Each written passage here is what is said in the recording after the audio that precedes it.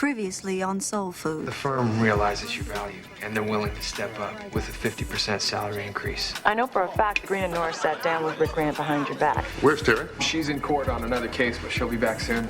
In the meantime, Mr. Green thought it'd be a good idea for you to meet the rest of your team. Well, I gotta go, Damon. Make sure you clean up that mess in my kitchen. What mess? I'll talk to you later. Bye. Morning. I was just about to come see you. Oh, to sign your employment contract, I hope. It's been a month and you haven't responded. Brian, you know I really appreciate the firm's offer. 3-year deal, 50% salary increase. That's nothing to ignore. But? But I do have some concerns, and I want a meeting with Green and Norris to discuss them. Green and Norris. Well, if you were anybody else. But I'm not. So do you think you can hook this up for me? Well, I'll try to get you on their calendar by midweek. Good. Thank you. Do you want to run by me what you're planning to say? No, but thanks. Okay. Let me know if you change your mind.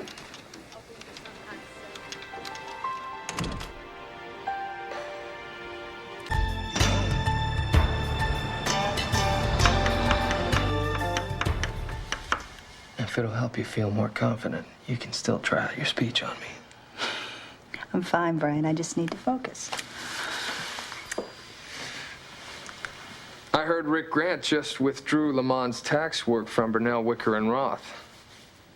You think we might get some of that business?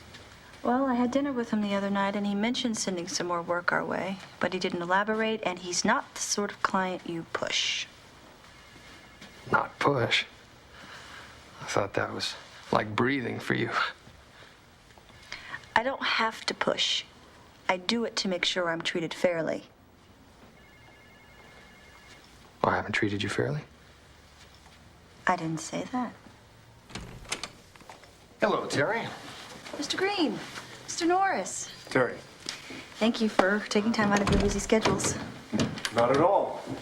You're important to us, as is anything you have to say. Well then, let's just say it. As impressive as your offer is, I'm calling this meeting to make a counter-proposal. Okay. Let's hear it. In light of recent events, cases won, clients brought in, I don't believe that I should have to wait another year for partnership consideration. So I'm requesting that you consider a special partnership vote to accommodate me.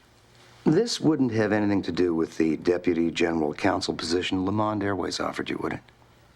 Let me be clear. This meeting isn't about ultimatums. I'm not saying make me partner or I'm going to Lamond. I'd never threatened to leave one job for another. But if you do leave, I can assume that Lamond's business goes with you? That's a fair assumption. Mr. Green, Mr. Norris, this firm has been my home since I graduated law school. I don't want to leave it, but I don't believe I'm asking for anything that I haven't earned. We understand. Give us until Monday. We have a partnership meeting on Friday. We'll get into it then. Great. Thank you.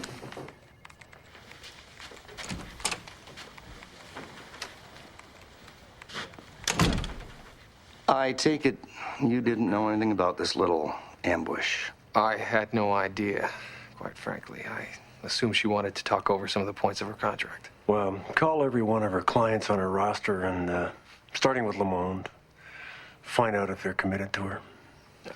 I don't have to call. Terry's clients worship the ground she walks on. Call anyway. It'll get back to her. See that it doesn't. Mr. Green. She's in your group. Your job is to supervise her. That's all I'm asking you to do. I understand. Good. Because becoming a good shepherd means managing your flock effectively. And right now, your number one sheep is running amok.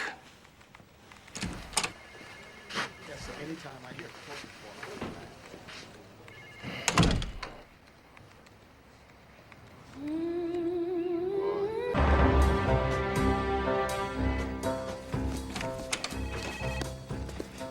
Morning. Okay, I sent you 2 voicemails and an email. Oh, I'm sorry. I've been here since 5 o'clock this morning. I didn't know you were in yet. I didn't want to call you at home and wake you up. Well, you certainly woke me up in that little meeting yesterday. You were offered a very sweet deal, Terry, and a lock to make partner at the next vote. But you had to go and screw it all up. You played by the rules and got your partner stripes. I played by the rules and didn't. I had to do something. All you had to do was bide your time. I didn't do this lightly. I thought about it and I thought about it and I weighed every pro and con. I even went to God about it before I realized what I needed to do. Oh, that's good. What, instead of the devil made me do it, God made me do it? Is that it? Brian. Terry, when God made you insist on partnership right now, did he also tell you that Rick Grant is out at Le Monde? That's ridiculous. The CEO of the company is out. They're going to get rid of all of his captains along with him. You know, Rick and I were just laughing about these rumors. He just signed his new contract. Really? Yes. You know how many times the CEO of Le Monde is rumored to be out? About 100. A poor performing quarter is followed by noise about him being fired. Then he makes the company another 100 mil, and the noise goes away. Well, you better hope so. Look, Terry, I will always be your friend, but I will never again be your apologist. You can throw your life away if you want to, but I've worked too hard and too long to let you take me down with you. I don't plan on going down, Brian. Nobody ever does.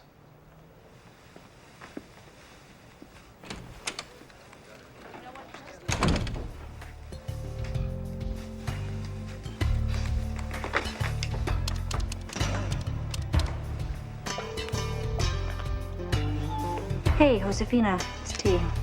I know you're on vacation, but I need you to check something out for me. It'll be too obvious if I do it. Call me back, please.